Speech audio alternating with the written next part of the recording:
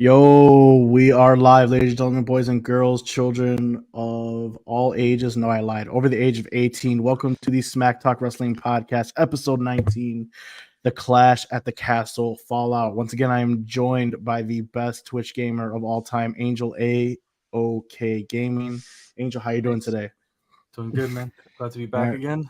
All right. And then, of course, joined with my other co-host, the king of the wrestling trolls, David, a.k.a. Gonzo. Welcome. How you doing, Gonzo? I like that name. As far as Drip Bayless goes, I like that much more. Yeah, Hey, there you go. I had to give you something, right? It must be because of my lighting now. So I appreciate the love and support. No, there you go. Anything I could do for you to get you put over, because I gotta drop it for you. But here we go. If you guys are first time watchers, just so you know, this is a WWE podcast and live stream. We talk about this past week in the WWE. Also, you could find us every Wednesday night, 9:30 p.m. Central Standard Time. Or if you just don't like watching and you want to listen to us, we are on Spotify, and that episode is always posted the day after we go live. Just to preview what we're going to talk about tonight, we got the Clash of the Castle Fallout. We got the Wyatt Sicks, I believe they're called. I don't even know what they're called right now. Wyatt Sicks. Wyatt Sicks. They finally debuted. We got the return of Push, Barry Fire, and we talk about the state of each show: Raw, SmackDown, and NXT. Real quick before we go, 1 second. What is this? Oh, never mind. That's some spam. All right, never mind. We got some spam in the chat. Excuse me, guys. But let's just get right in there. So Clash of the Castle just passed. We weren't able to go live for it. We saw Cody Rhodes win the I Quit match to retain his title. We saw Unholy Union absolutely steal a win and shockingly took the tag titles from the women's. We saw Chad Gable lose his 5th Intercontinental Championship match. We saw Bayley retain. I think that was pretty obvious.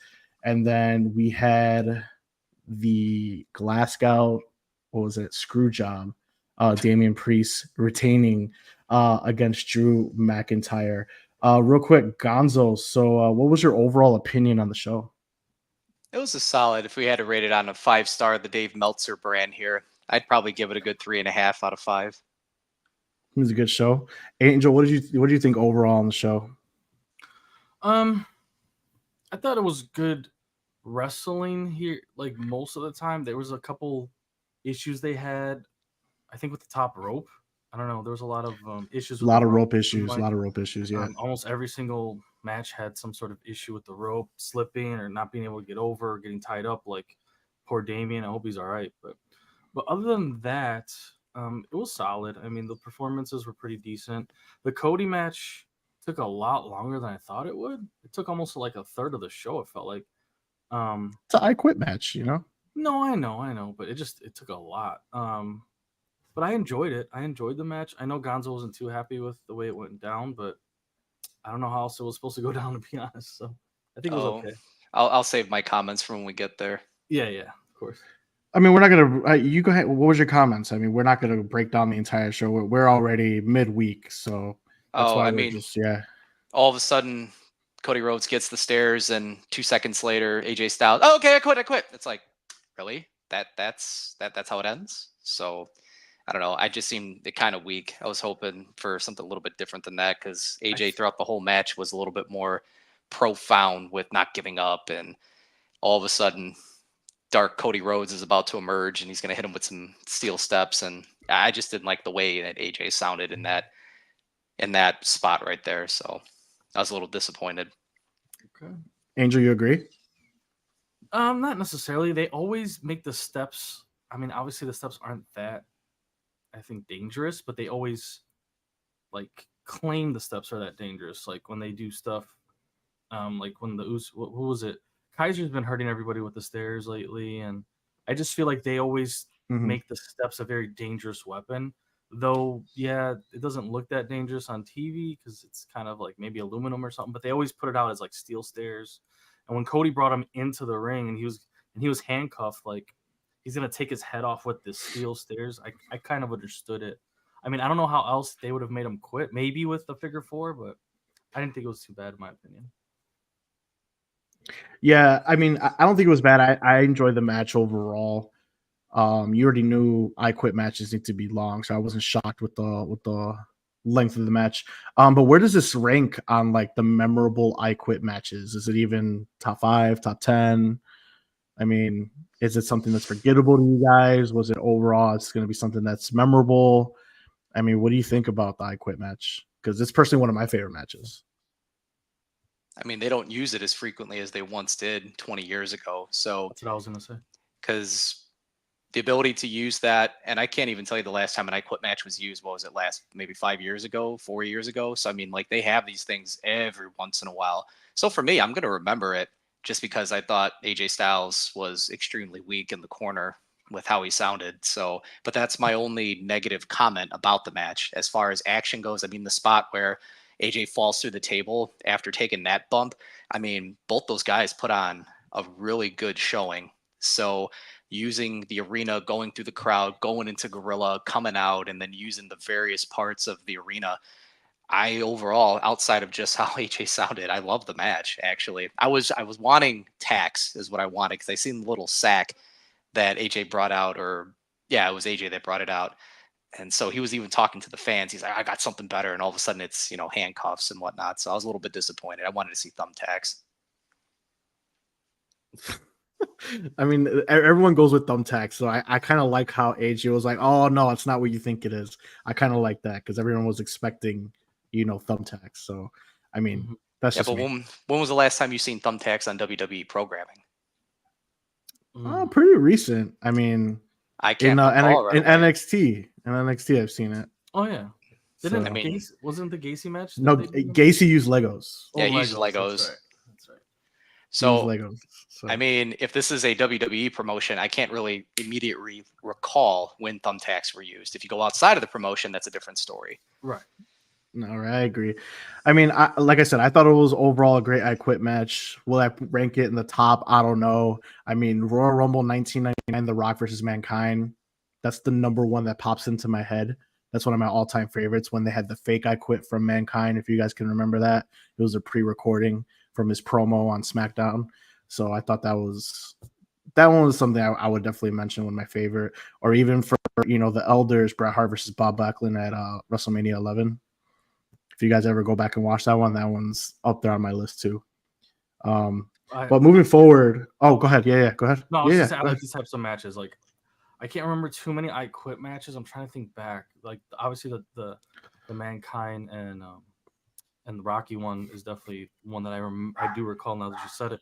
But the only other, like, I like these types of matches. Like, the one that comes to my head or comes to my mind the most right now when I think back of matches that are just like different stipulations that didn't involve the Undertaker, obviously, would be like when Austin faced Kane, the first blood match, stuff like that. Like, those were cool matches when from our generation. So it's cool to see these types of matches coming back or like them trying them out again. Another good one was John Cena versus JBL at Judgment Day. That was a good one. Bloody John Cena being choked out. If you guys remember that. Flair and Mick Foley at SummerSlam. Don't remember the year on that one though. But I know that one had like a barbed wire like table that Mick Foley used. Barbed wire, yeah. I don't know if they'll ever use that again, but I do remember barbed wire, yeah. Yeah, so that one was pretty solid too. But yeah, I mean, all those matches are great, and the thing that I like about it is that I Quit matches are still one of those matches that, in my opinion, are protected, so to speak, because it never got its own damn pay-per-view where it was just shoved down our throats, which is why I'm glad Hell in a Cell is not a pay-per-view anymore. TLC is not a pay-per-view anymore. So those matches meant more because it was just like, okay, well, we're going to do this to have that big blow off at our feud. And that's what I felt like an I Quit match needed for the AJ Styles and Cody Rhodes at this point, especially with AJ Styles inserting himself back into the title picture with his Mark Henry performance. So there's that. But moving on, if there's nothing else, I do want to harp on the shocking women's tag team match. Bianca Belair and Jade lost to the Unholy Union. I was definitely shocked. I don't think anybody had them on the list, even though they were the hometown kids. Do you like that move? I mean, the match overall I thought was solid, triple threat tag team match. But do you like the move of Jade and Bianca losing? For where it was on the card, because they won, it set the stage to where you can believe that now one of the other hometown heroes potentially can win.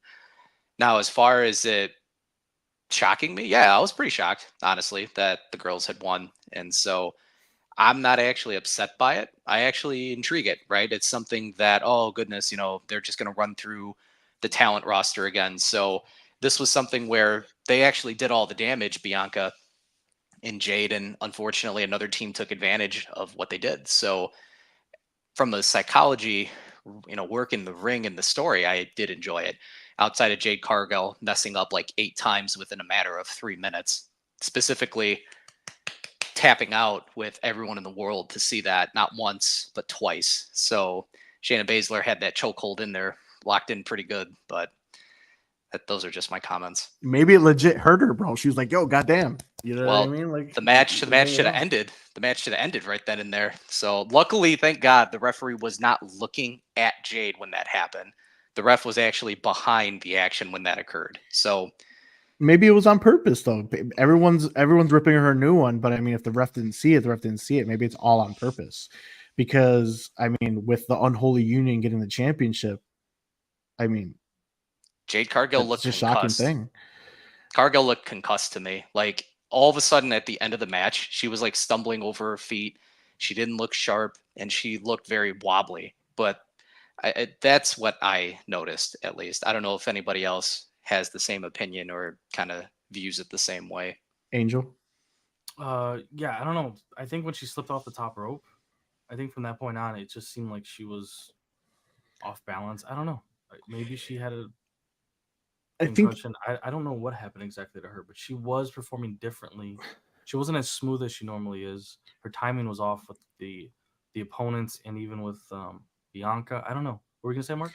Normally I really don't like talking about botches. You know what I mean? Because I can't do what these guys do.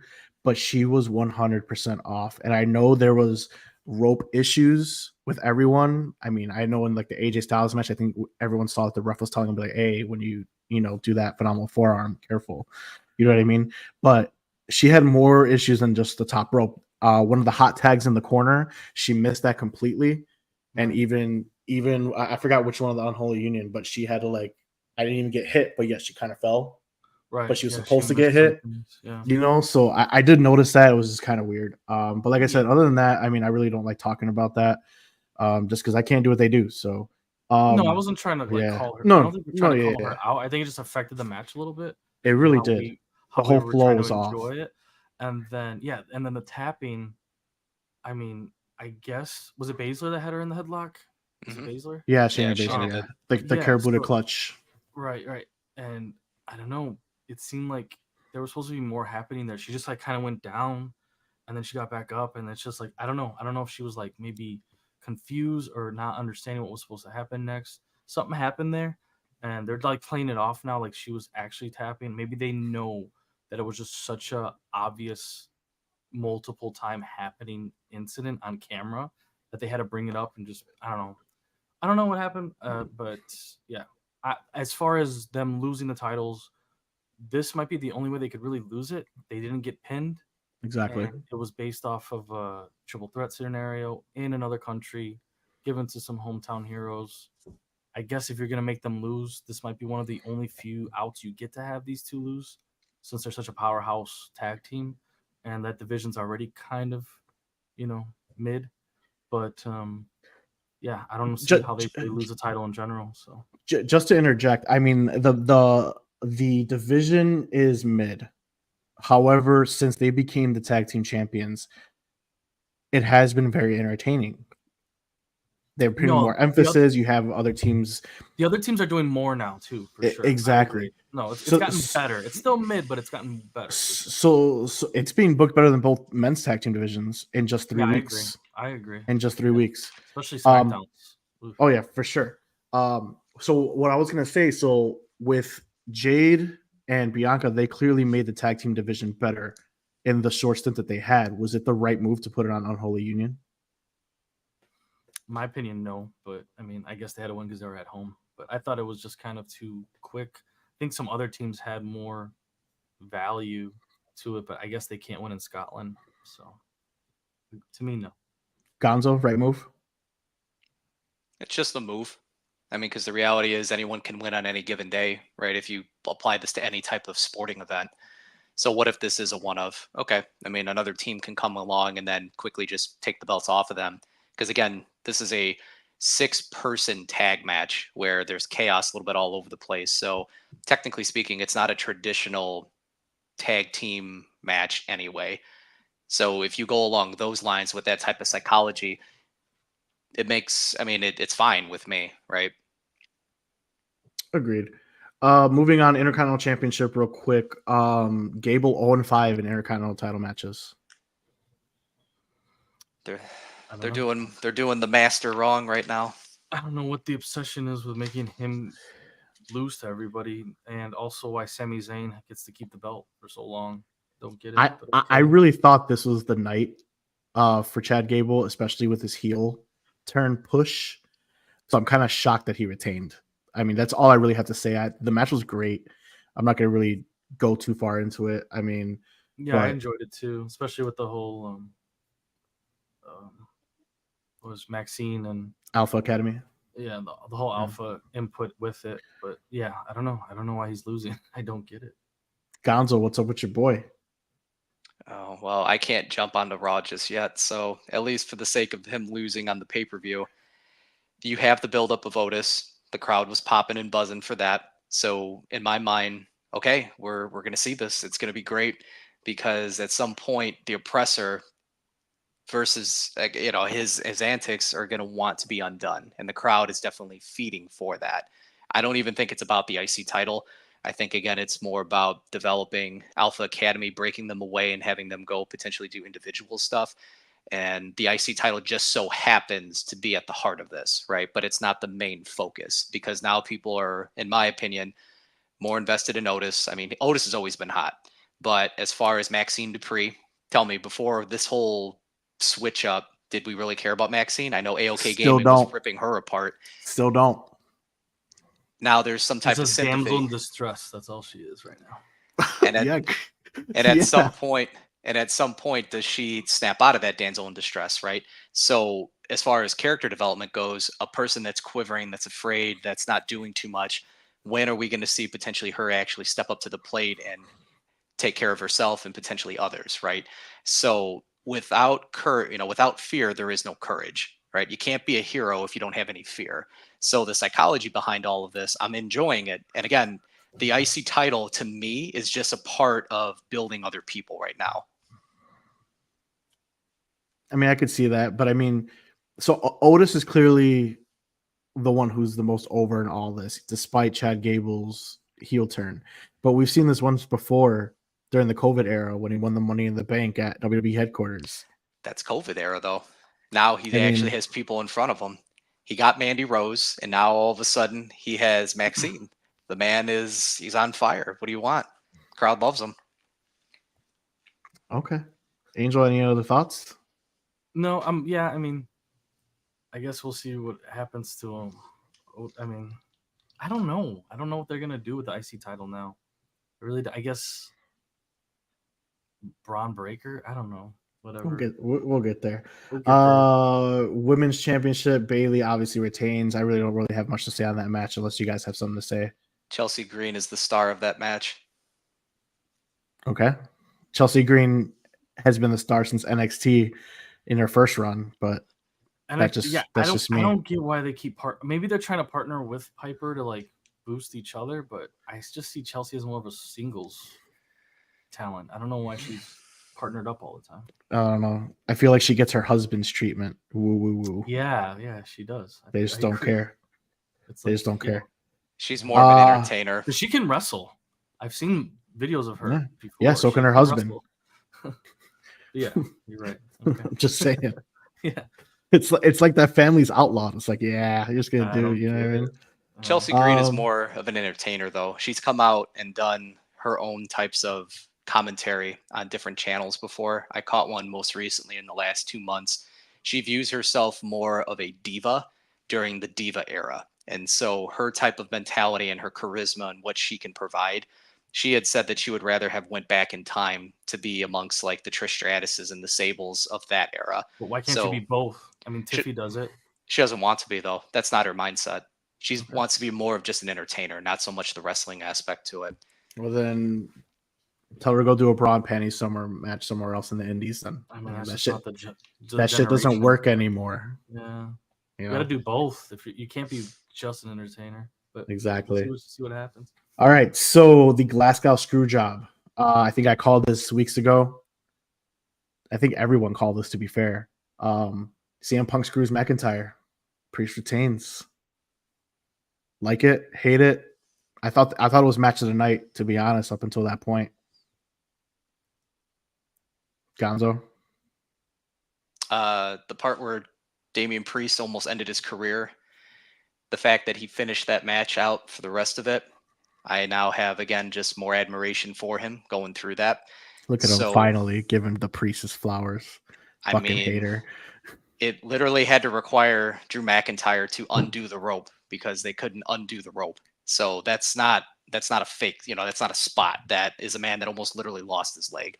So the match was absolutely. I mean, the match was fantastic. Can you imagine if he didn't get hurt? I don't know if it's the same type of level of interest in, my God, this guy's actually legitimately hurt here, right? And so there's a different level of buy-in. The grit.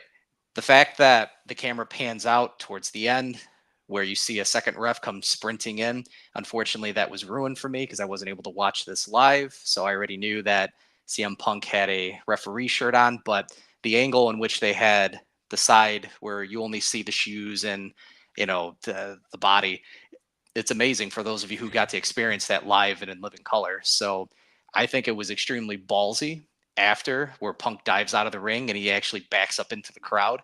Now, miraculously, he finds the only CM Punk fans right there in the crowd. But there was a lot of people with his shirt on. I saw a lot of Chicago. And not in that front row though, that crowd was devastated when Drew McIntyre lost. Like they did, the panoramic of people's faces and whatnot. And that energy was extremely low. There were a lot of very upset people in that crowd that night. So CM Punk makes money again. I mean, if that crowd really thought that their homeboy was going to win, that they play themselves, because we all know what story has been building since CM Punk returned. I mean, these are the same people that wanted The Rock to go over at WrestleMania with the title. So, I mean, just saying. I mean, they play themselves. There are those that want that. So, I mean, that's true. I thought, like you said, Gonzo, Damian put on a pretty good performance. Seeing him do that one-legged razor's edge to someone as big as Drew McIntyre, I mean, yeah, he used them off the ropes, but I mean, that's still very difficult. It was pretty impressive. He was still moving around, doing the best he could, going through it with his adrenaline. I thought they both performed pretty well. That Claymore through the barricade, he hit his head on the there was a chair back there. He slammed his head against that chair. Like Damian was getting smoked, like physically, throughout that match. And I did think Drew was going to win, but I figured CM Punk would show up and ruin it at some point. And then when the referee got hurt is when I knew, okay, it's time. The referee threw himself off the ring. I'm like, okay. Well, the Glasgow screw job, bro. I was like, yeah, he was in Drew. Sorry, buddy. And then when Punk slid in, I'm like, yeah, two. You're losing. And then with the low blow, CM Punk old school. Consider this for a second, if you may, and then we can shift off of this. But you have Drew McIntyre that arguably is the heel, right? He's been the heel this whole time. CM Punk has been the face. We go to Clash of Castle, and we have a role reversal where Drew McIntyre is arguably the face, and CM Punk is doing dirty tactics and becomes a heel for one night and one night only. And WWE, they gambled, and it paid off. So that's just something to consider there. All right.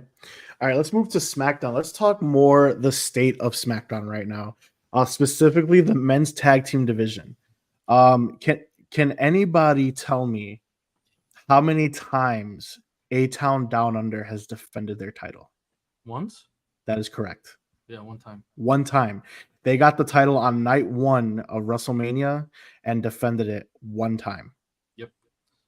And One was time. that no? Who's that against? It was not DIY. It was LWO. LW. Rey Mysterio was in the match. They defended it one time. So this is just, I don't want to talk too much on it because everyone knows my point on the fucking brand split. But is this a brand split problem? Or is this just a lack of tag teams regardless problem? Go ahead, Gonzo. I mean, you have a gigantic roster pool, so I don't think that this is a problem, with not having enough bodies at the moment. I mean, I think it's just they don't know what they're doing with A-Town Down Under now. They gave them the straps, okay, fine, but now what, right? So, but it's not just an A-Town Down Under problem. So I don't want to jump ahead too much, but if we're talking men's tag division, let's talk State of Raw. Can someone tell me how many times Awesome Truth defended their tag team titles? more than A-Town Down Under. Twice? I think 4 times? Twice, yeah. They defended it twice. The week Google after, right here. right? The week right after. Yeah. The week right after. I don't remember who they defended it against that. I believe it was Judgment Day, but I know Judgment Day was one of the defenses. I don't know if it's the week after or the one later down the road. But I know they defended it against Finn Balor and JD McDonough. I don't remember if that was the first match or the second match, but they defended it twice. And that's the problem. You got DIY gunning for a title and nobody else. Do you feel like the tag titles are a division that needs to be defended more often than any other title in the company? I think it falls on a workman's title. I wouldn't say defended more than any other title, but I think it needs to be defended more than just PLEs. I think those should be more on actual shows more than anything else. Week type vibe. Kind of like a TV title type deal. And not just that though, because for me to book a tag team division, growing up, we had the best tag team division ever, in my opinion. And there was times where they're dropping promos on each other and it didn't involve a championship. And that's what it lacks. You don't have anything promoting your tag team division to tell me what other teams are out there besides DIY going for a title or Judgment Day going for a strong title. boys on NXT right now. I don't know. Yeah. So you have the big strong boy. What was their tag team called again? I don't even remember. New Catch Republic. Where the fuck have they been? Then you got the NXT OC going for NXT titles. All your tag teams are going to NXT to help put them over, and you're not putting it. That's what I'm saying. This draft. I'm not gonna keep going on it, but like this draft, like AOP. First of all, that was another defense. Mm-hmm. AOP should be tag team champions if they're gonna go after guys. I mean, but you totally just push them off on Raw. It's like, yeah, I don't know what we're doing with them either. Right. You know what I'm saying? That was the other defense for the Raw tag team titles. So it's like, if I don't know what tag teams are there and random people are getting title shots, then what's the point? At least for the women's side, we saw it elevated drastically in just 3-4 weeks that they had the title, because you had other teams gunning for that championship, making themselves known, doing number one contenders matches, doing triple threat matches on a PLE, and A-Town Down Under, for being both from overseas, not defending their title in Glasgow, is just terrible to me. Maybe then the tag title should have been unified the way the women's are. It was, but they broke it up on the ladder match. Remember at WrestleMania? No, I mean unified with one set of belts, like no more split brand. Agreed. Tag titles, because then you can have more people hunting for it. Yeah, it gets a little weird when everyone has to go on both shows, but I mean, I don't know. The way it's split right now, the tag division's the hardest one to book, like you're saying, for each show, each 1 week show. Agreed. No, I 100% agree. Logan Paul booking his division. He's on a part-time status. So lame. His possible opponents are David's boy LA Knight, but I could tell you right now, David knows I want Logan Paul to lose to LA Knight. LA Knight's his flowers. However, I don't think it's going to happen. I think they're trying to erase Dean Ambrose's name. And Dean Ambrose is the longest reigning United States champion of all time. What do you guys think? Go ahead, Gonzo. Oh, I didn't even consider that, to be truthful with you. It's not crazy long, like 600 and something days. It's literally just under a year. It was, if you remember, he was part of the Shield. He barely defended it. It was, I think he maybe defended it 3 or 4 times. Like, it was horrible. I It was- forgot that. I yeah. forgot that he had held it for as long as he did. So you saying that right now, honestly, it actually is a kick in my gut because I do want my guy to ultimately take that title from Logan Paul. So I mean, presumably, wow. He will take it soon. I mean, we got the TLC, we got the Money in the Bank PLE coming up. I mean, maybe that's what will happen. However, he might not even defend it there. It might go all the way to SummerSlam because we don't know who's in these qualifiers. If LA Knight's in one of these qualifiers and happens to win a qualifier, then boom, he's in the Money in the Bank match. So then that takes off Logan Paul versus him at a PLE. So then you have to put him on SmackDown if he defends that title against him. But this guy's in Puerto Rico are doing freaking Tetris tournaments with 14-year-olds. So, I mean, another division that's not being booked correctly because of part-time status. You trade in one part-timer in Roman Reigns for Logan Paul, and it's pretty much the same thing. So, I mean, I'm not sure. And speaking of poorly booked, I mean, Cody Rhodes, the booking of his division, AJ Styles got 2 straight title shots. Who's next? Probably Solo. But he's suffering the same problem that Roman Reigns has in either A, fighting the same people. So presumably he'll probably fight Randy Orton. He'll probably fight KO eventually. Now he fought AJ Styles. Then who? LA Knight? Probably should. He's probably the most over guy. But that division is nowhere in comparison to the Raw's titles tag team. The Raw World Championship division roster and having more viable options for Damian Priest as opposed to Cody Rhodes. So now Cody Rhodes is suffering because of lack of opponents that could be there. I mean, what do you guys think of that division? it's pretty interesting because I remember when they quote unquote did the draft, I know I had identified SmackDown as being superior than Raw because Seth was hurt, Punk was hurt, like all these individuals were hurt. It's like playing fantasy football like last year and Cooper Kupp was dead. And then all of a sudden you able to be rewarded towards like midway through the season, you get your superstar. That's kind of how I'm looking at this right now. All of the hurt guys, the older dudes are making their comeback and they're a little bit more credible now when it comes to certain styles of matches and stories that you can tell. And if, the former tribal chief is now gone. So, SmackDown is in a bit of a little bind. But then again, was that on purpose? I mean, right? Because I really am not in a position to really question the Triple H era all too much because they've been hitting on all cylinders in various ways. They still got hiccups a little bit here or there. So I'm not personally going to be as critical.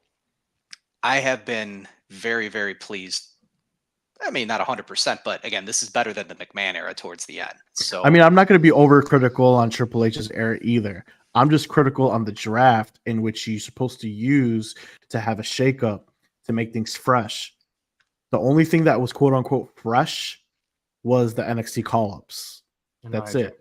They're not even using them all. And Nia Jax. And they're not even using them all. I mean, we saw Kiana James lose a qualifier on Raw. So first action she had. Carmella just talks in the back of the stage. So I mean, that's just the thing, man. I mean, Angel said it too. Like Carmelo, I appreciate. I'm not mad at Carmelo's booking yet. At least he's dropping promos against big time guys on the show. It's just to see where he's going, where he fits in is the question. But Cody Rhodes, like I said, he's just falling victim to literally Roman Reigns. And Roman Reigns is not even on the show. It's the same booking with him.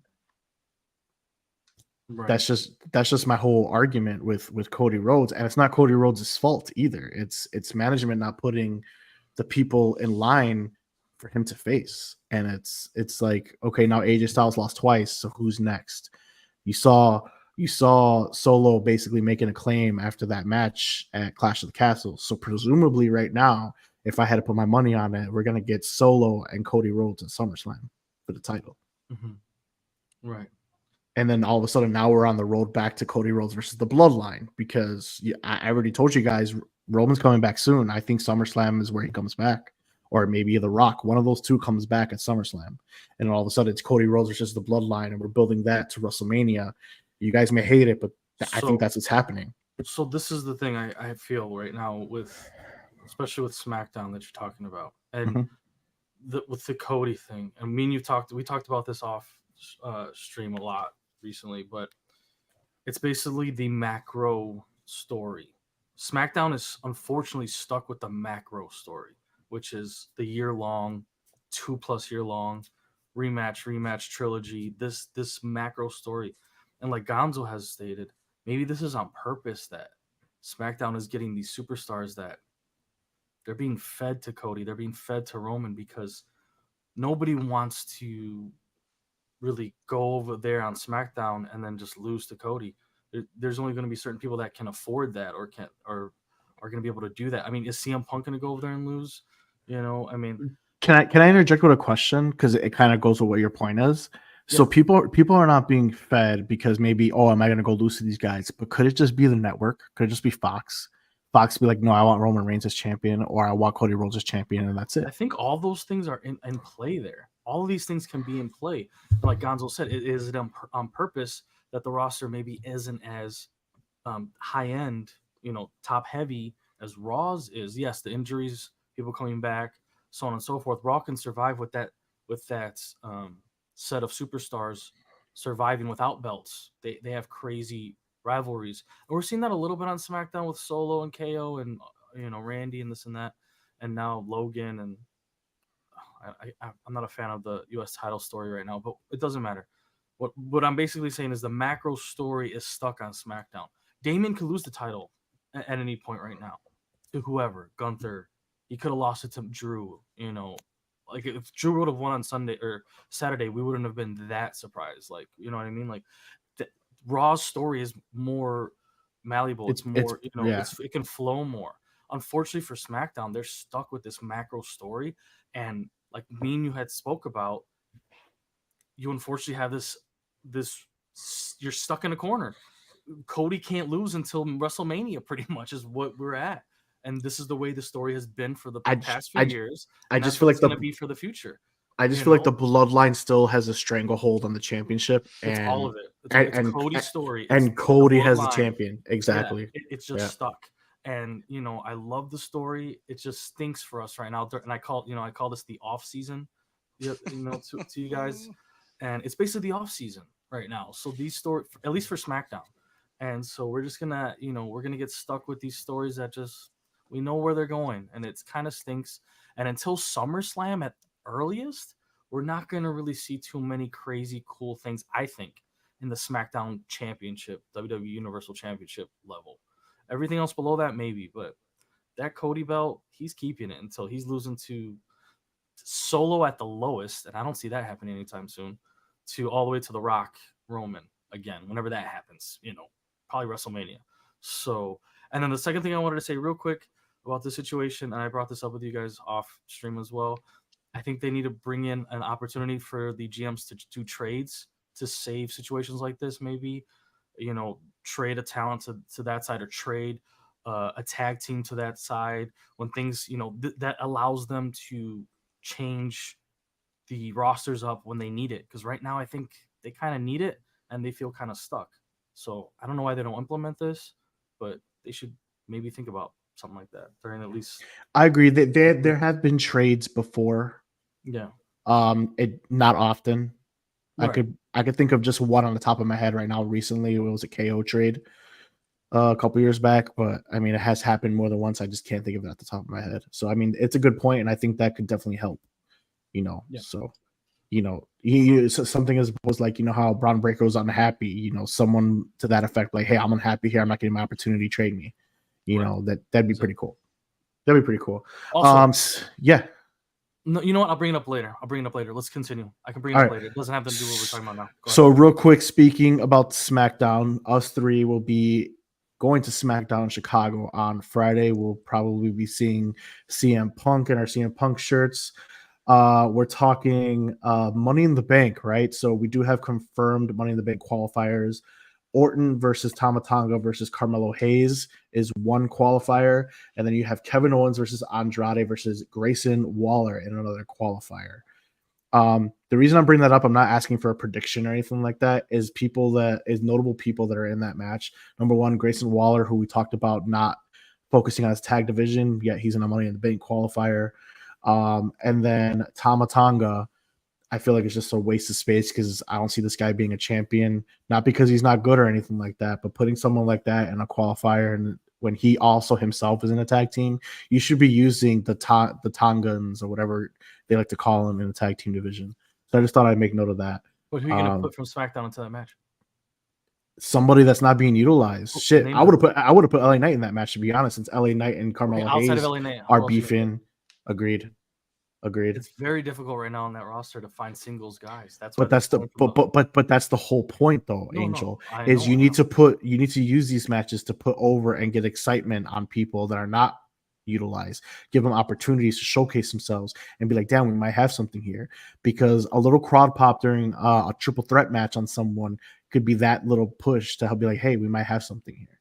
But instead, you're putting Tama Tonga. I get you. But look how many tag team dudes are in the SmackDown qualifiers. Agreed, and that's the problem. But we'll find out on SmackDown, and we'll give you guys our reactions next week. Real quick, some comments. We got some fire here. Jelly. I don't know if you're talking about Jelly Roll. Talking about Jelly that we're going to SmackDown. Why do they hate LA Knight? Gonzo, why don't you take that one? It's not hate, it's appreciation. All right. So Gonzo has been demanding it, so we're gonna do it quick. We're gonna do a round. Pushberry Fire has returned. We're gonna do one round of a Pushberry Fire for each other. Hope you guys are ready. Gonzo, why don't you present your Pushberry Fire to Angel? Angel, you can present your Pushberry Fire to me, and I'll present mine to Gonzo. That is fine. I will present this to Angel then as a push berry instead of Pushberry Fire. Yeah, push berry. So bear with me. That's not the name of the game. I altered it a little bit. Oh my god.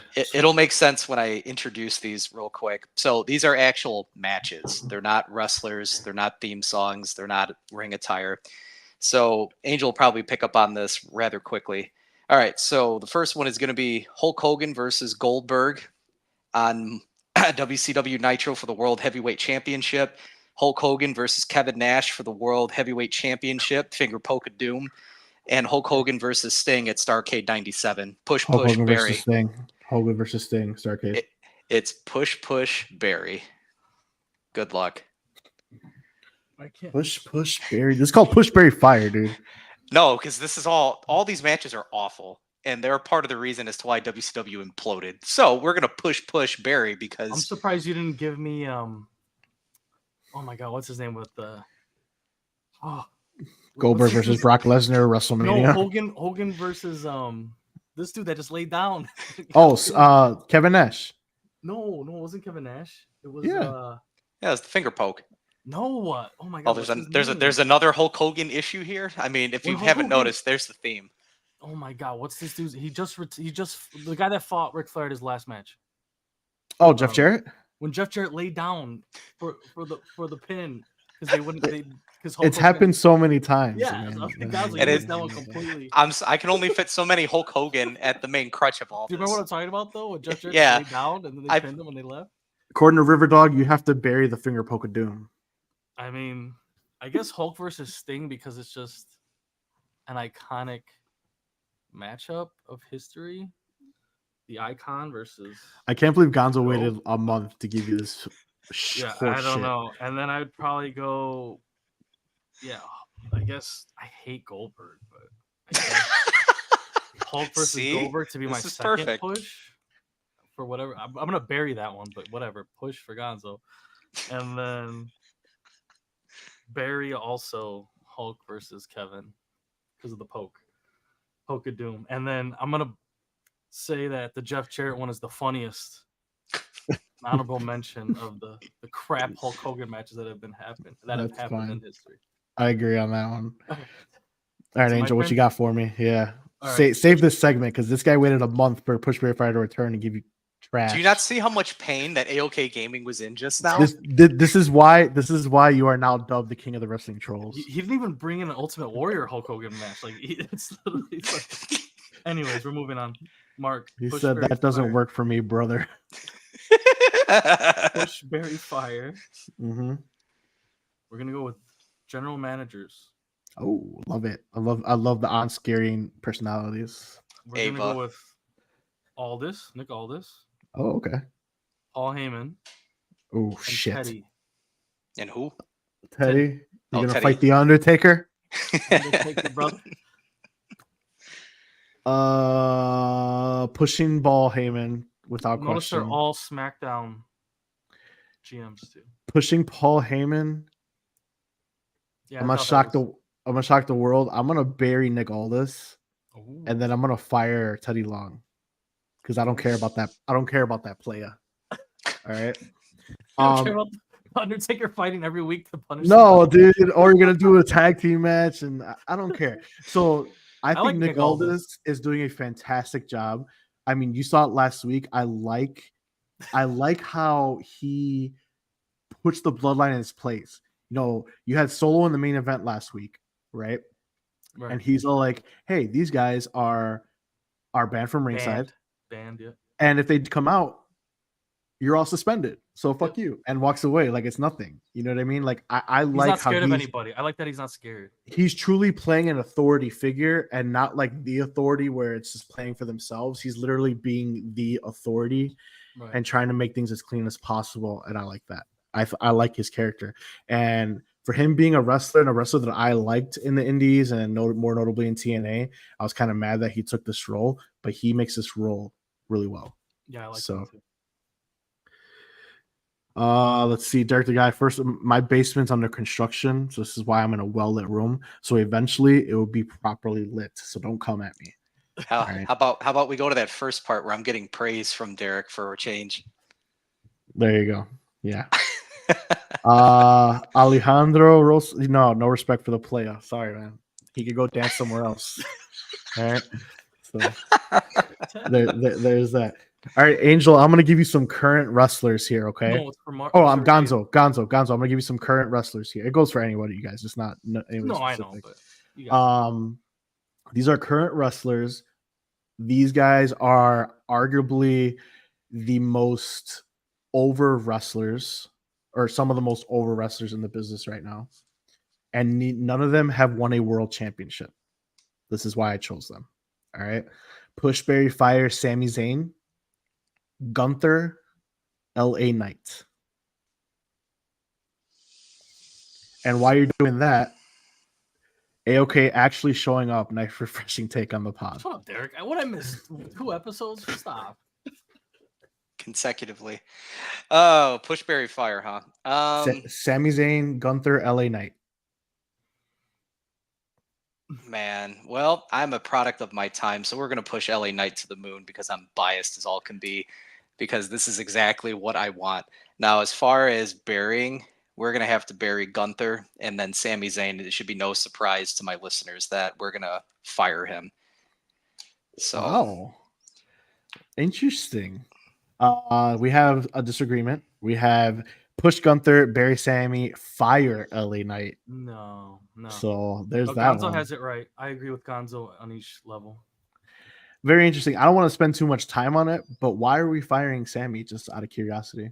He almost broke Master Gable's neck at Clash of Champions, and he's beating him now, unfortunately, every single time. What did I say? Clash of Champions? Yeah. So, unfortunately, I am salty, and this is something that Sammy then beat my guy Gunther as well. So, he is Rocky Balboa, where now he hulks up and dominates everybody's life. So, I think this is the problem with Sammy. It's just like you're just gonna be the underdog forever. You're just the underdog like forever, bro. Like, but you love Daniel Bryan, and that's what his character was. He was a B+ player. Me? Yeah. I love Daniel Bryan. I've never loved Daniel Bryan. No. He was the same guy. He had more heat than Sammy. He wrestles more technically than Sammy. Oh, I agree. He wrestles 100%. He's the best wrestler in the world. Yeah, no one's combating that whatsoever. And yeah, he was an underdog because of his size, not because he he never played the underdog role. Sammy talks every week about how everyone else never gave him a shot and how he had to do this. Nah, dude, I'm over it. Daniel Bryan was given that. He was a B+ player. That was by the authority figures at the time. So a little bit different, but I mean, they're both small in stature. They both can, of course, with the charisma. But yeah, that's me. I am very callous, and I want Sammy gone because unfortunately Gunther lost to him, and I didn't want him to. And then LA Knight, unfortunately, I love LA Knight. he needs some recognition here. So Derek the guy says you got to push LA, Barry Gunther, and fire trash Sammy. Okay. He never understood the Sammy hype. Sammy is middle of the pack wrestler and a middle of the pack promo guy. Okay. All right. Right. Interesting. One more round, or you want to continue with the show? I think we need to move on. Got it. Gonzo's push very fires. He's gonna need to save his for next week. I don't want another save his for next week. He waited a month to give trash, but whatever. All right, the state of Monday Night Raw. We got Rollins versus Priest. It's set for Money in the Bank for the championship. We already discussed that their championship picture is way better than SmackDown at this point. Money in the Bank women's qualifier, we saw Io Sky qualify, and the men's Money in the Bank qualifier. This is where I want to stop and talk about it a little bit. Jey Uso qualifies, but notably Finn Balor lost in that match. They were in the same match. Is this an L for Raw? Should Finn Balor have been in his own qualifier, and should he have qualified to be in the Money in the Bank ladder match? Finn should have been in a qualifier on SmackDown, but he can't because he's stuck in.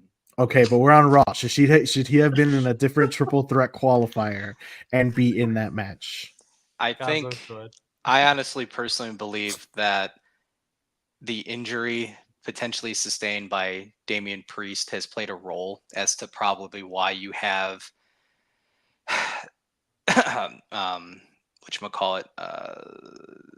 Finn Balor placed into this situation right now to help kill any momentum potentially versus him versus Priest. Because again, we don't know how hurt Damian Priest is. Like he's fighting in 3 weeks against Seth Rollins. He's defending his title in 3 weeks. What does that have to do with Money in the Bank qualifier? I mean, because that could easily change too. I mean, who knows? But that's just one thing that I sit with and play around with. Now, if you take the injury possibility out of it, was this the right move to have a person right off the bat that you could clearly see is starting to get at odds and stealing key cards, setting things up now to go in a different direction? Stealing key cards, fucking live, slut. I'm just saying, right? Was it the right decision? I mean, I actually like the fact that Finn Balor was bounced out, because it's taking away the predictability of what I want to see. Because, in my mind, I'm like, well, it's a matter of time before these two clash because you're starting to see it already. Right. So with him losing, I'm now more intrigued as to, well, what are you going to do with him now? Like, how are you going to use him? Like, in what way potentially can he re-enter or sneak his way potentially into the Money in the Bank? Does he take someone else out? Does he potentially do dirty tactics? I mean, because already he's lying, cheating, and stealing left and right with key cards and setting up, Dominic Mysterio with Liv Morgan. So, I mean, this is adding actually more intrigue for me than it actually is more of a hindrance. I'm a big Finn Balor guy. Mark knows this. I think in-ring, really good. I think he can talk pretty decently. In Judgment Day, he's a good fit because they need another strong wrestler in that group because the rest of them are kind of iffy with wrestling. I mean, you don't count Mommy right now. I'm just talking about the guys. I think for sure, to answer Mark's question, he should have been in a different match. And it's looking like Jey Uso's just getting handed the case. Keys. Right, the case. The briefcase. Mm-hmm. I mean, if you put Finn in there, you at least had this cool idea, like, damn, maybe Finn gets it. Damn, maybe Finn betrays Damian. Damn, like, is he really gonna go after Cody? Maybe he will go after Cody. And depending on how long he keeps this briefcase and he doesn't use it, or maybe uses it right away and screws up, whatever. But it was just way more enticing of the idea of him being in that match with Jay and then whoever else they're gonna throw in there. But those two were like the two that we've been saying were the hottest ones to get that damn briefcase. and now you just took one of them out of it, and it's like, damn. So it's just Jay. If Jay wins at Money in the Bank, it's like, well, we all saw that coming, and this isn't as interesting. I'm not a fan of it because I just think it's making Money in the Bank less interesting, and I really like Finn Balor, so kind of stinks for me personally. Money in the Bank is one of my favorite pay-per-views. Even though I still wish it was like on WrestleMania, but I appreciate the pay-per-view. Or PLE, I'm sorry, excuse me. I don't think it's making it less interesting, but Angel hit it on the nose in my opinion. Everything that he just said was everything I was about to say. No, you're good. Saves time, right? It was everything I was about to say, because those two are the top of my head right now. Who would win that match? It was those two. And now it's like, okay, now we have to see. Obviously, there's still 3 weeks of booking. We can see who else is going to be inserted in that match. Right now, it's just Jay. We're going to find out 2 more people in that qualifier this week on SmackDown when we go live. But at right now, it looks like Jay's being handed that briefcase. So we're just going to have to see. I mean, we've seen Finn Balor at odds with Damian Priest for the past year already. So I thought that was the move. But I guess we're just going to have to see how they eventually get to each other, because we already know Gunther's not going to be in this match. Gunther has his title shot at SummerSlam. So we're getting Gunther versus Priest, I assume, at SummerSlam. So we'll just have to see when it comes to that. Real quick, Finn losing is diabolical. That dude can go on the ring and can go on the stick. I don't hate Jay's hype, and moving forward should have been a different match. And then the fall of Finn Balor is one of the biggest fumbles in WWE. Agreed. He got hurt and had to relinquish this. He was first ever Universal Champion. He got hurt, had to relinquish it, and has never been in the title picture since. So I think that's just a travesty. Yeah. Travesty. Drew McIntyre quits. So we're not going to spend too much time on this. We all know it's a work. We all know Drew McIntyre signed his contract, especially since he posted it on his TikTok that he signed it. I think they fumbled with the quit storyline. If they were going to do that, then they should have definitely not shown. They should have kept it hidden, best kept secret, especially with all the contract issues. Yep. I think they fumbled. Fire right there. Yeah, sure. I think they fumbled the ball on that one. But question. So this is just my only question. This is just for us as fans, especially since we're going on SmackDown. CM Punk is going to be in Chicago when we go this Friday. Drew McIntyre quit the company. Technically, he's a free agent. Do we see Drew show up on SmackDown and attack CM Punk? Or are we going to have this build until SummerSlam of him quitting? Well, that's just unfortunate. For people that are listening, Angel's nodding no. So I'll talk. No, he will not be there on Friday, even though that'd be really cool for us to see it live. I think Punk just goes out there, gets his flowers from us like he always does, and yay, CM Punk's back in hometown, and we love him. But no, Drew is. I think he's gonna take some time away. I really do. I think he's gonna take a few weeks minimum. Maybe Money in the Bank, but Punk has nothing going on yet. We'll see who Punk will be feuding with. I mean, Punk's got to be. Oh wait, no. Well, Punk's not cleared, I guess. So I was going to say he's right. So I was going to say he should be in a qualifier, but he's not. Yeah, so he's not cleared. So we'll just see what happens with Punk. But once Punk starts getting his story going with whoever that might be, whatever that might be, this title. But we've already discussed the tag division or lack thereof. It has pretty much the same deal as SmackDown. Gable loses the Alpha Academy finally. Yeah. Gonzo, do you like the way that he lost the Alpha Academy? I know this is your story. You love this story. They walked out on him in the locker room. Is that Master Gable lost his crew? So do you like the way it happened? It's a travesty. So, but do you like the way it happened though? Like, would you like to see just fucking, Otis just dominate him physically or something, or like you're getting pieces of it? You're getting pieces of it. So, I mean, because you're not going to have the immediate payoff all right here, because, again, the crowd keeps getting teased. You see little versions of Otis doing certain things. And, again, it's hyping the crowd up for anticipation that the big, bad, terrible master is going to get his at some point. So the fact that, again, you have Master Gable that is taking no accountability whatsoever as to what just happened. We are family. family, family, family, family. And as Master Gable was saying this the entire time, I don't know if you all realize this, but Ramblin' Rabbit was in the locker directly above Master Gable's head, just lurking and chilling in the locker room. And that was a foreshadowing of things to What? I didn't occur. see that. Oh, I didn't see shortly that at after that. all. Oh wow, I What? did not see that. Now I'm Oh. During mad. the breakup of them, he was in there, Uh-huh. or the Ram- mask. Ramblin' Rabbit, the little hand puppet, was chilling in the top Oh, cubicle the puppet. spot. Okay, the puppet. Was Oh damn, I didn't even check that. Freaking Easter eggs, man. That's crazy. That's there. Yeah, I pretty didn't see it awesome. either. We'll get there. I'm gonna combine these last two real quick. So who's the hotter heel? We got Liv Morgan or Braun Breaker, who's now making his claim at Sami Zayn's Intercontinental title. The hotter heel right now? Mhm. Oh, is Liv. I'm going to say it's Liv Morgan. I guess. Oh man, Braun has been. This is a tough one. I kind of like Braun right now. We were talking. Him talking is nice. Him destroying everybody's cool. He's getting in trouble. He's threatening everybody. He don't care who's in front of him, spearing everyone left and right. And it's not just aimless. There's a direction, there's structure to what he's pissed off about, what he's trying to do. And anyone that gets in his way, Sheamus, you're gonna get in my way and pretend I'm not here. Like he checked them quick. A veteran superstar. Yeah. I'm loving what Liv is doing, especially what she's doing towards mommy and all that. It's really cool, but it's more gimmicky, right? While I think Braun right now is the whole package right now. It's just, it's nice. That's what I like to hear. That's what I like to hear. You just want his rookie card to keep going up. So that's a selfish question. Hey, when you get one, you get one, right? All right. So the state of NXT,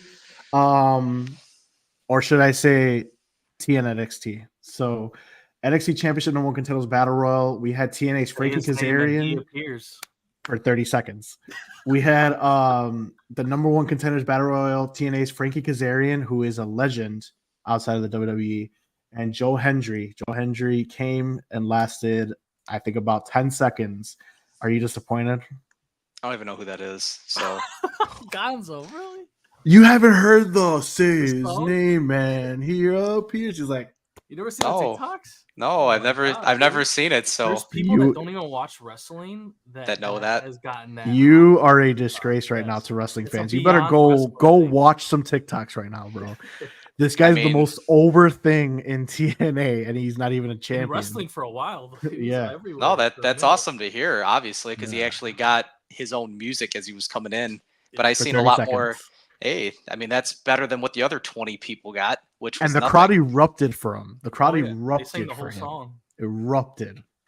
But Frankie Kazarian lasted. He was in the final four, but ultimately we saw Javon Emmons become the #1 contender.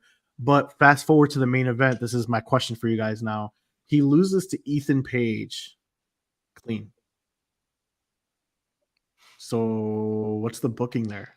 But tell the audience, his ribs are taped up. He wrestled earlier in the night. Technically, Ethan Page didn't wrestle. He got ran off. Contendership to that in that match. He did not. It was not for the #1 contendership.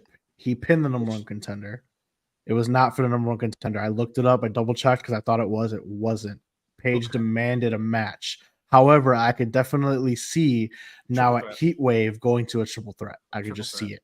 That's exactly what's going on. Sorry, Gonzo. So I just needed to know what the situation was. Should Javon Evans have lost to Ethan Page? He never should have won. So agreed. There we go. That's what I like to hear. I mean, he never should have won that match. He shouldn't have, and he's the only one that got an entrance, right? Besides, it was him and Joe Hendry. Him and Joe Hendry and Page. Excuse me, TV and Ethan Page. Ethan Page got one. He came out after. That's right. Good call. He did. You're right. So Page should just won the whole thing. Whatever. It's okay. So do you agree with Javon Evans? Do you think it's too young? He's the youngest guy on the roster, on any roster. He's 19 years old. Good for him. He'll probably just get beat. Okay. I mean, he's just a... Well, he is definitely going to get beat. I mean, Trick's only defended the title once. Speaking of bad booking, he's only defended it once against Ethan Page. So Page will show out. He'll perform. He's a good in-ring young talent, and he'll do his, his acrobats and stuff, but he'll lose. So yeah. So in my opinion, TNXT is fire on all cylinders. I freaking love the show. At least they're utilizing their entire roster, unlike some shows. 100%. Jordan Grace, TNA Knockouts champion, had an open challenge at the TNA's Against All Odds pay-per-view in Chicago. Tatum Paxley answered the challenge and takes an L. I thought that was pretty cool.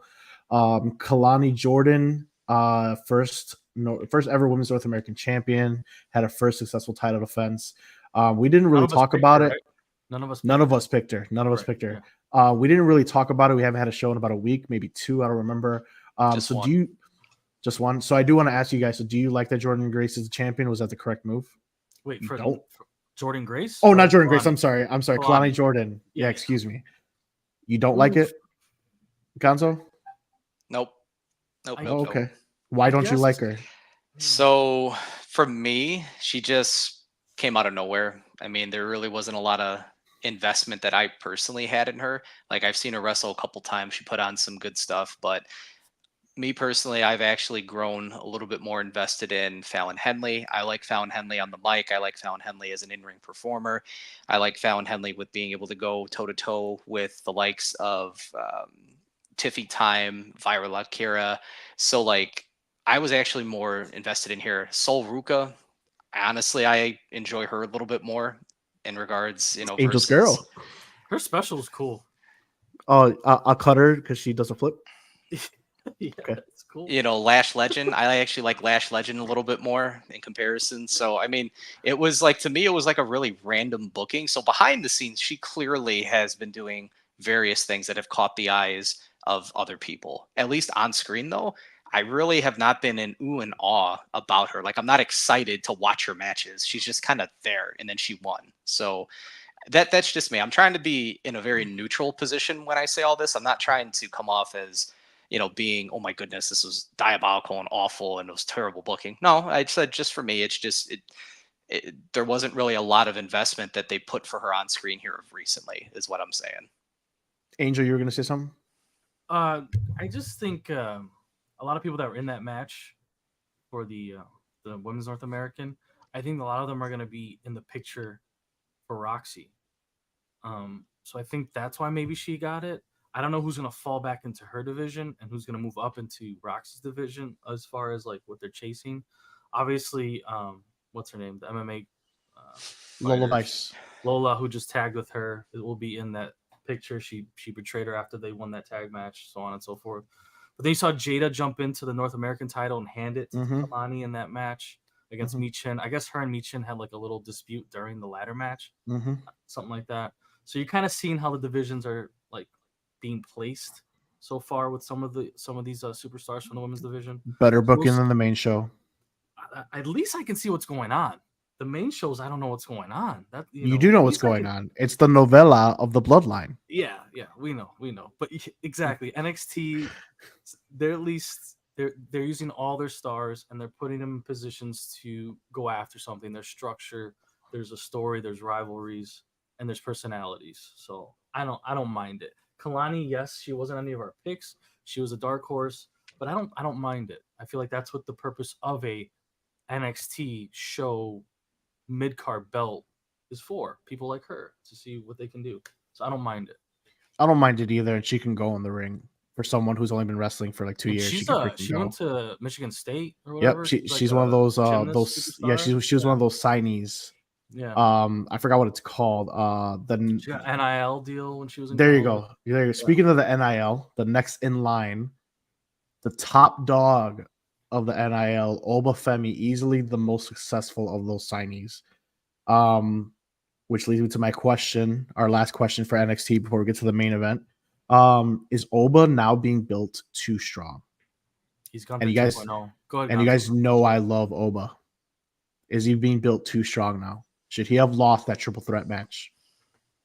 I guess what is your definition of too strong? My definition is who beats him. Who can beat him now? Who is built and over enough to overtake this unbeatable force? He's being booked like Brock Lesnar of NXT. Is that really a problem though?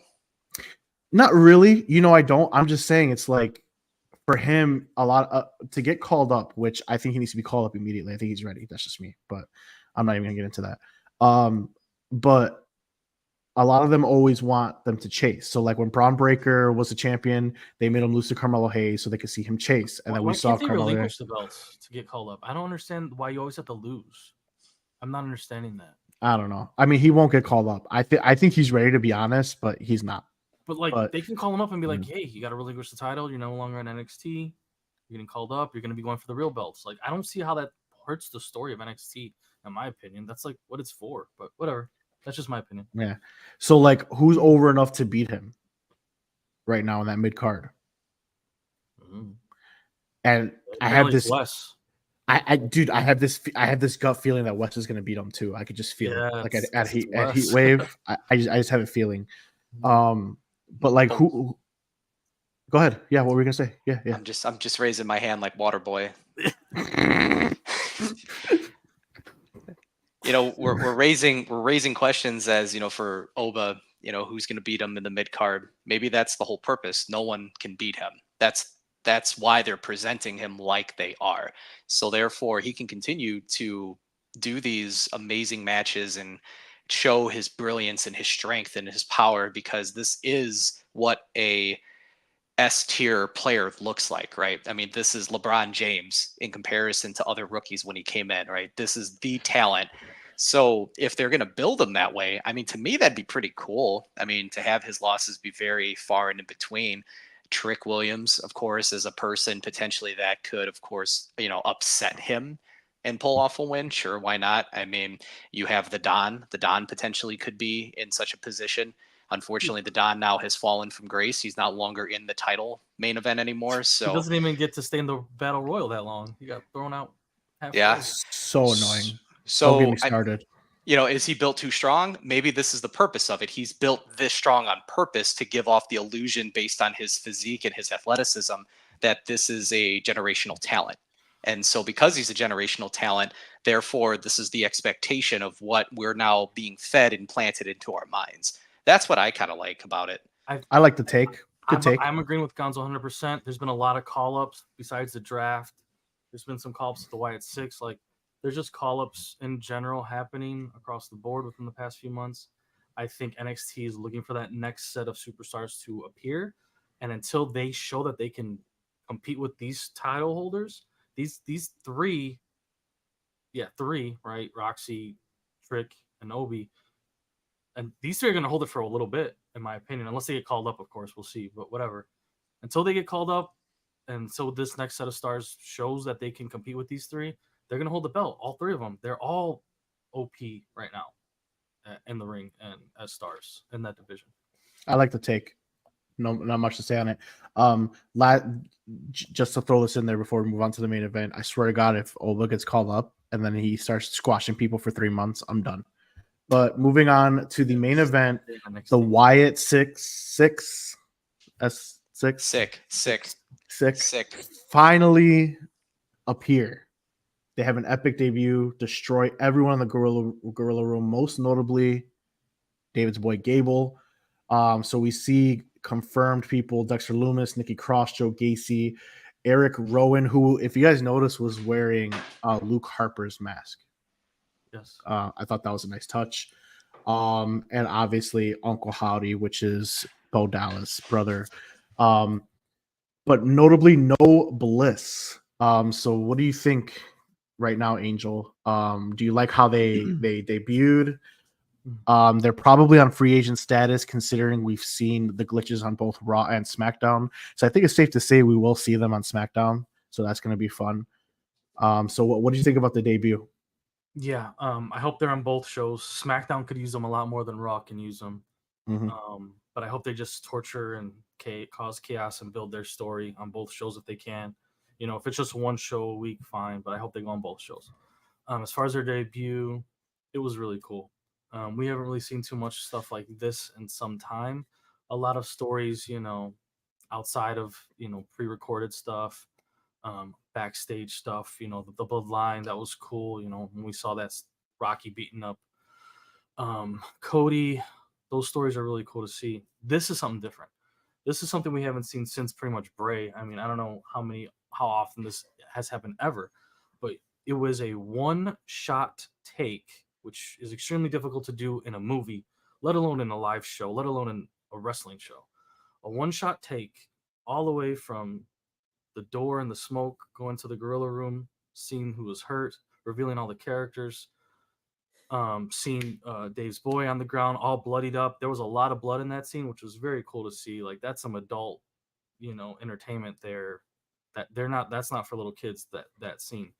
And then to see Uncle Howdy reveal himself, he had the little Bray body movement. You saw, Bo's been planning. He's been practicing. Like, he's taking this serious, and they're all taking it pretty serious.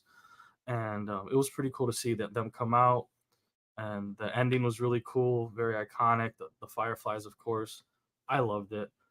I hope they, like me and you talked about, the only thing is I hope they can continue the story, build on it, have people buy in that are going to be their victims and enemies, and I hope they can bring it into the ring too, because that's always the hardest part about these cool, scary storylines that have been in here with the Wyatt family.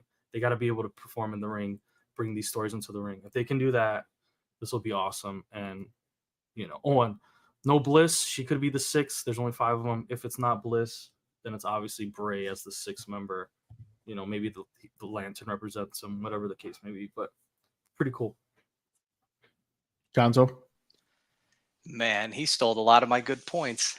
We're gonna agree again on tonight's Save show. time. I don't know what's happening here tonight. You're agreeing with me. AOK's agreeing with me. And I'll be quick and short then, because Angel talked on a lot of wonderful points. The one-shot camera, it's taking you through the beginning, the middle, and the end. The one thing I want to reference for those who didn't see this or hasn't had the opportunity to watch the segment, it's about 5 minutes long because I know WWE has cut it up. I want to emphasize the importance of the Gorilla Room. For the longest time, you're not supposed to see the Gorilla Room. You see it maybe for seconds and then it's gone, right? The fact that the Gorilla Room is utilized to basically orchestrate the entire show, they purposely had I Quit McIntyre go through the Gorilla Room, stay there. You see all of the people working and doing all these different things because it now raises the intrigue for me.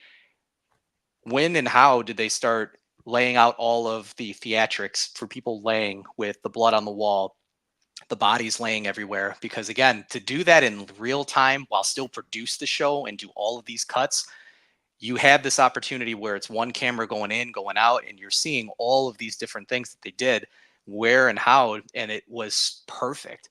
I haven't seen anything so far that people have been ripping on when it was in regards to the introduction of the Wyatt Sicks. So I just wanted to throw that out there for those who really don't understand the significance of the Gorilla Room and how they turned that entire set into spectacular as they did. Now, the emphasis on Mr. Gable, I know you guys were blown away when Ramblin' Rabbit, I made the comment that, the little puppet was actually right behind Chad. So in the intro, I think, to this show, there was also a reference to Chad Gable based on Chad and then his last name, Gable, CB. And so there was a direct connection. And what I think is happening, and I think I'd sent this text to you guys earlier today, but for everyone else that I haven't said this to, I could see if you've ever seen the movie Seven, where it's all based on the 7 deadly sins, where you have a serial killer that is purposely going after people that were practicing the 7 deadly sins consistently. I could see how Gable, we're seeing that here is no regard for other human beings. He's totally engulfed in his own selflessness. And because of that, he's starting to hurt other people. And that's starting to spread and spread and spread. And through all the vignettes and all of the QR codes, constantly there has been this misunderstanding of what your purpose is in this world. And I think that the Wyatt Sicks are going to cleanse all of those that are displaying these original sins potentially. And I could see how that could be properly done. And the one thing I will say is Bray Wyatt, as great as he was, the documentary revealed that he was very hard to deal with because his creative mind was so amazing that it actually interfered with making things more believable. I think you have the foundation, you have all the material, and now you're going to have other people actually give it a little bit more of grounded in this real world that we have. So I'm actually really excited to see what now moves forward because you have it all right there. It's just now, what are the other creators going to do to make this more believable for the rest of us? Great take. So you got them being Marvel's Sin Eater, so that's pretty dope. Hey, so Sin Eater's a pretty good character, by the way.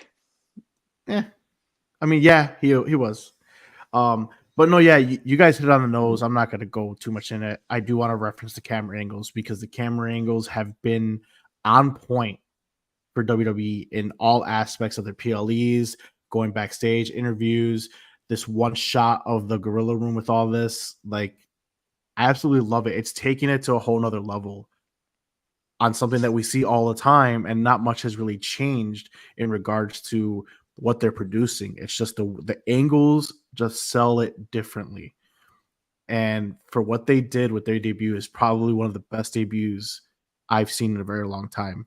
I'm not saying it's the best because we all know Chris Jericho is the best debut on Monday Night Raw against The Rock. You know I have to throw him in there, the GOAT. I don't care what anyone says, but it's up there and easily my top 5 debuts of all time on presentation alone. And Angel hit it on the nose.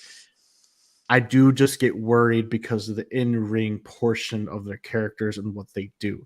Because despite what everyone has said of how great Bray Wyatt was, in-ring is where he lacked with his storytelling, because his movement in the ring was more storytelling as opposed to him being more successful in regards to getting wins and being champion and doing that. It was more story driven, which is fine, but you need to translate that story into the ring and being able to carry that out with his feuds. And that was a big problem with Bray. Now with Bo Dallas, or I'm sorry, let me call him by his correct name. I'm sorry. Uncle Howdy now leading. He was never great in the ring to begin with. So this is where I'm going to get scared in regards to his in-ring performance, because he's the presumed leader. Now we know everyone else can go in the ring. It's just with him being the leader, he's the one who has to perform the best. And I just want to see where the character goes with him moving forward. And lastly, Alexa Bliss, what the fuck? She better be in this team, because I miss Alexa Bliss. I need her back.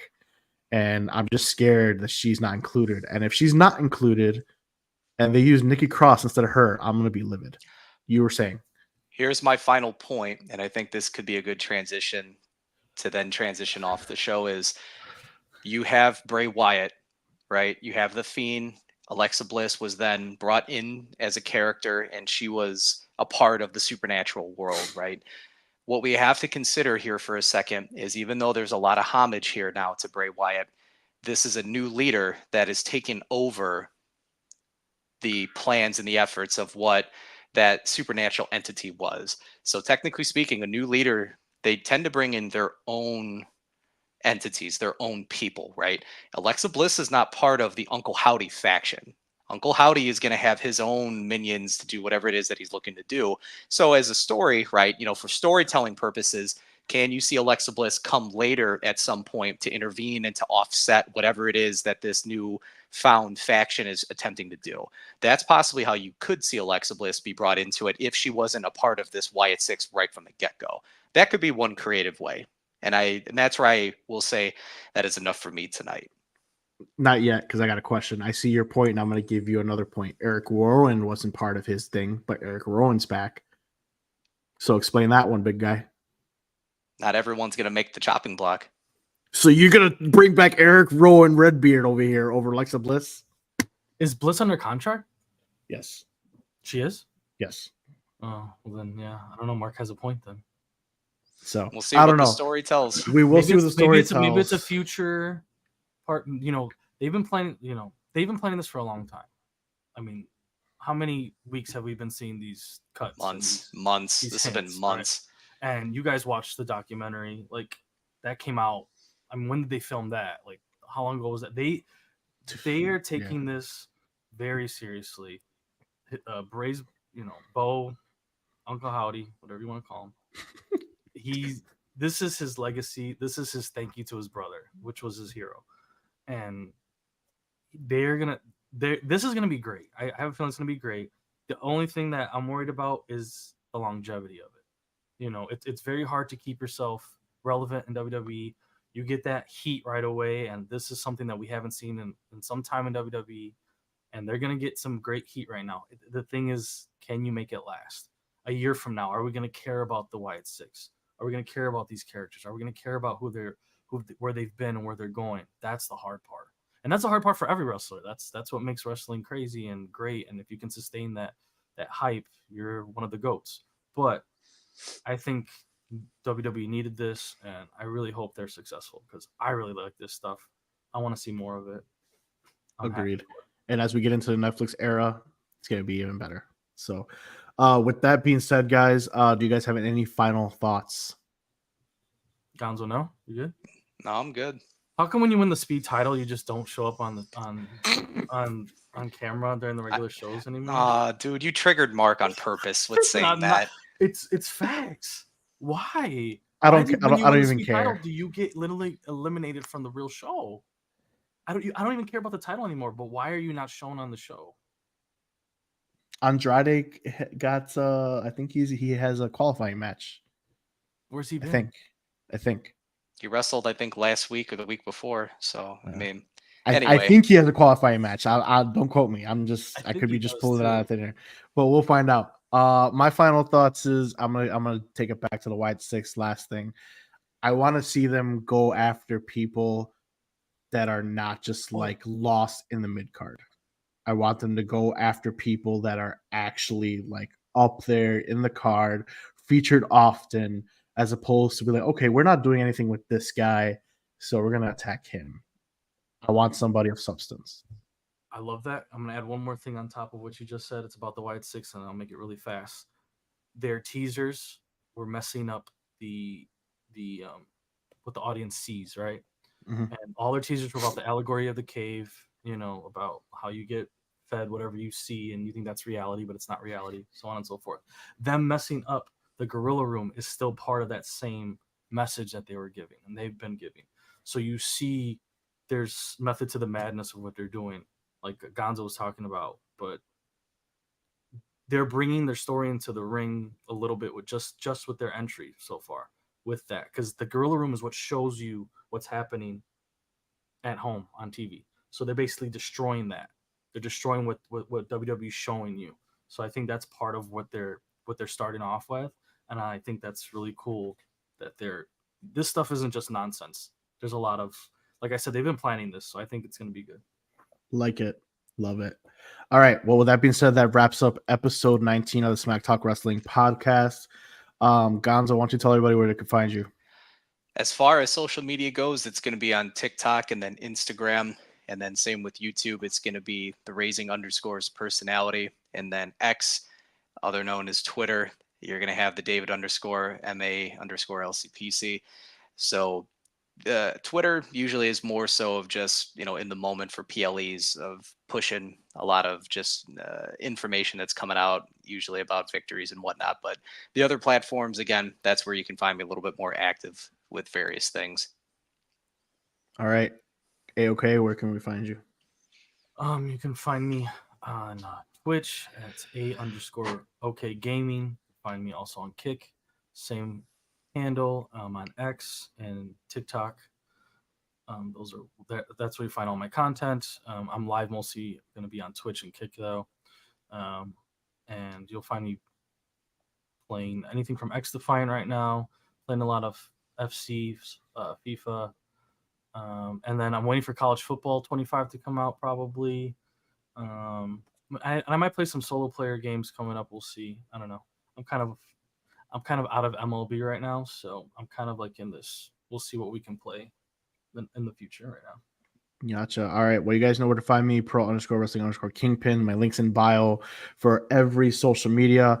Also, if you guys missed this show or if you just don't like watching us, make sure you go to our Spotify, like, follow, share, and listen. Tomorrow it is posted immediately or the day after we go live. And you can find us every Wednesday night live on YouTube and Twitch, Central Standard Time, 9:30 p.m. Once again, we appreciate you watching. Appreciate the engagement. Share, tell your friends, and we'll see you next week. Peace out, hombres.